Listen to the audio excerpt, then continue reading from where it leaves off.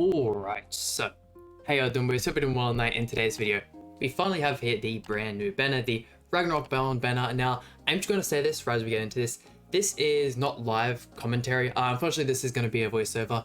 I went ahead and did all these summons, and for some reason, my microphone wasn't picking up any volume, so there's that. I mean, I'm pretty happy with the summons. I literally recorded the video and I was like, oh, there's no way we can scrap this. Like, doing a PvP showcase is something I can redo.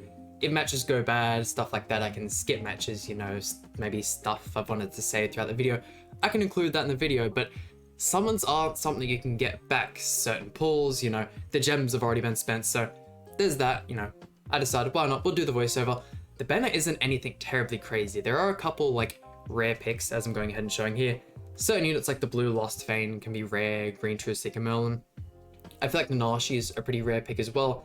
Green Diane, I know a lot of people don't have 6/6, so definitely not the greatest banner in the world. I wouldn't, you know, like, highly advise anyone summon. I mean, I am definitely, you know, super excited to go ahead and use this barn. I haven't actually granted the Holy Relic for him yet, so definitely something I need to go ahead and do. But with Jormungandr coming out within the next update, I would highly recommend saving past this banner and summoning on her. And if you guys are wondering whether or not you should actually summon for Jormungandr, please summon. If you aren't pulling for her, you're honestly hurting your account. The sheer just ease she puts on the deer raid is absolutely insane. The ability, like, I think it had been like 2-3 days of her already being out, and I had seen people completing the deer with full demon teams, just all that kind of stuff. And at this point in time, like, to finish floor 3 of deer, it takes a lot of RNG, even with some of the best teams. You know, you're forced to use Trader Melee, you're forced to use Skadi, units like that. You know, Skadi obviously not a unit everyone has invested in, but I mean, if you missed out on Trader Meliodas, it can be near impossible to finish that third phase, and sometimes, you know, even near impossible, sorry, if you don't get the right passive. So 100% please summon for Jormungandr. I definitely feel like we are going to get an even better unit for deer in the future, kind of like what they did with the bird raid. You know, we got the Brunhild first, who she was obviously made for the intent of bird, and then we got the Magelda a little later, and then we got Magelda's Holy Relic and stuff got easier. Who knows, Jormungandr could forever be the unit that's best for deer. That would be definitely nice, you know, not having to invest in 2 units, but I mean, hey, give her a Holy Relic. She already does so much for the raid, makes it so much easier. I honestly cannot wait to have her on the global side of things, and cannot wait for us to catch up to the JP version. I mean, the 2 main things I've been wanting for Grand Cross at this point in time is a couple touch-ups here and there. There's always, of course, minor things that can be fixed, but a light type Mael as our next festival, and a unit that makes the deer easy. And the fact that we got that so soon, I am so grateful for. Also, can we just say, started off with the Lost Fane animation, not too bad there. It's been so long since I've had a one and done. It's honestly crazy. Summons on other games go so well, but not for Grand Cross. I still haven't had a one and done actually on the channel, which is something we're still gonna have to wait for, unfortunately. But I'm sure it'll happen eventually. Might even start doing other gacha games on the channel. It'd probably only consist of Dokkan, but we'll have to wait and see. But yeah, no, back to Jormungandr, or however you want to pronounce her name. Also, fairly nice animation there.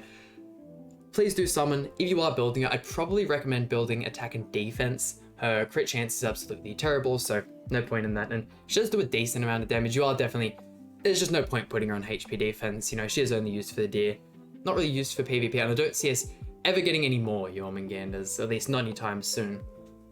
So yeah, super excited for her to come out. I don't think her banner is the best either, but just like the sheer value in the unit itself. If you just want to summon until you get it, like if you can get her first multi, by all means get that, leave.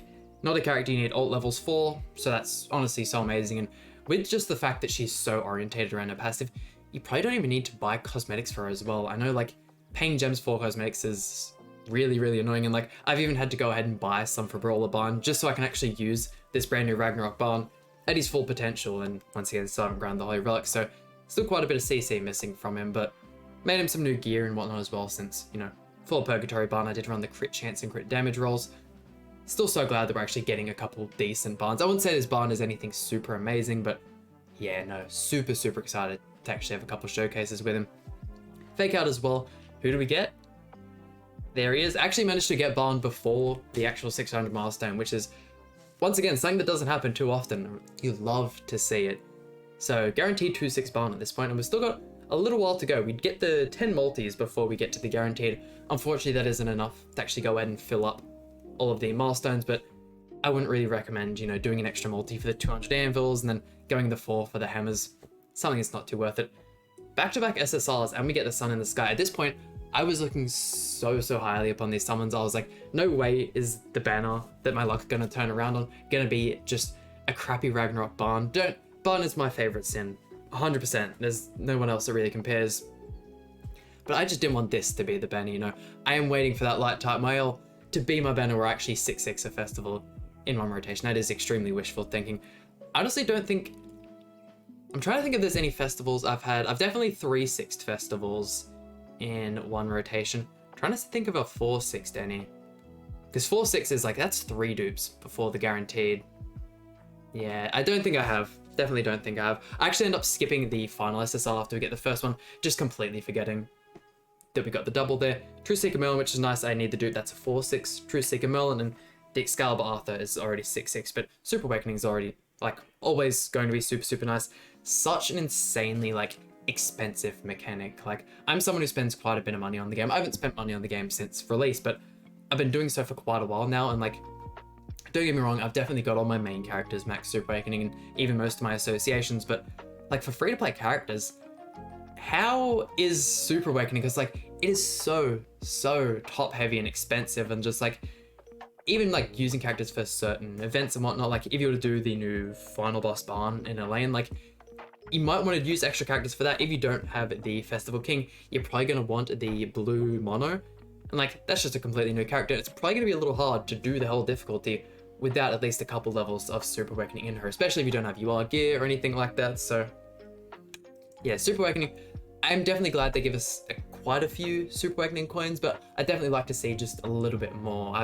Haven't got a crazy amount of characters to do, and, like, once you start getting into, like, the R and SR characters, they end up being so much cheaper than the SSR characters, and you can obviously 6/6 all the SR and R characters because you get dupes for them in every single multi, so that also makes things a whole lot cheaper. Like, having to do, let's say you don't have a character 6/6 and you're getting the 6 Awakening, having to use those 3 extra SA coins for, like, each level is so, like, it ends up being so much more expensive. But hey, what can you do? I really hope we don't get any addition to Super Awakening, like a gold. Oh no, the first star is gold. Maybe like a purple star after the red one. But in saying that, we haven't had, like, any power creep or anything like that in quite a while. Like, we've had UR gear. Holy Relics is 100% the most recent kind of, like, power creep we've had, but yeah, like, before that, I think it was Super Awakening. We've, like, got the addition of Super Awakening 4 and then kind of got 5 and 6, and we've had UR gear for quite a while now, but really keen to see what they do as, like, their next implementation. Obviously, we still have to wait for all of our characters, or, like, all of the races, sorry, to get access to the Super Awakening mechanic, but yeah, no, really excited to see some of the demon characters get it, even characters like the brand new Festival King. Honestly, so high. But that just about does it for today's video. Hope you guys enjoyed the summons, and if you summoned, hope your luck was even better than mine. That just about does it for today's video. Hope you guys enjoyed. Please hit the like button, subscribe. Really means a lot to me, and I'll see you guys for some more Grand Cross content.